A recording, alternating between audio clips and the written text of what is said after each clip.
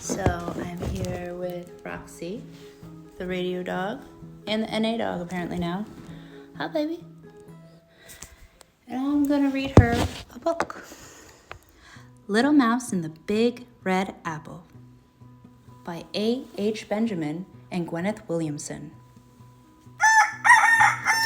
Mouse was feeling hungry one day when all of a sudden he came across a big, red, juicy apple. "Just what I want," he cried. "I'll take it home with me and have a feast." Mouse set off towards his little house, rolling the apple over and over. He couldn't wait to get his teeth into the big, red, juicy apple. Yum, yum, he thought, when all of a sudden, the apple rolled into a pond. "No," wailed Mouse. "What am I going to do now?" "Not to worry," said Frog, popping his head out of the water. "I'll help you." Frog kicked the apple hard with his strong back legs. It flew out of the water and, bump, landed on the ground. "There you are," said Frog. He licked his lips and stared at the apple. Thanks," said Mouse, as he began to roll it along the path. He did not want to share his apple with the frog. Mouse went on his way, thinking of the lovely apple dinner he would have later. His mouth was already watering when... crash! The big, red, juicy apple fell into a thorn bush. "Silly me," muttered Mouse, as he tried to rescue his dinner. "Ouch, that hurt," he cried. "Those prickles are nasty." "I see you have a problem," said Tortoise, moving next to Mouse. "Leave it to me." Tortoise didn't have to worry about the sharp prickles. He had a shell to protect him.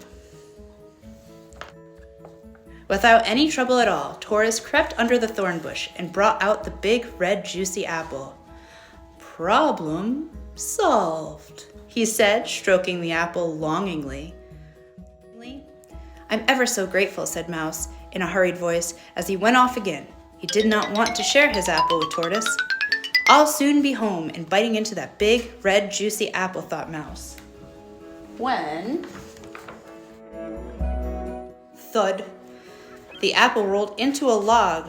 "That's all I need," sighed Mouse when he saw the log blocked his path. "How do I get around that?"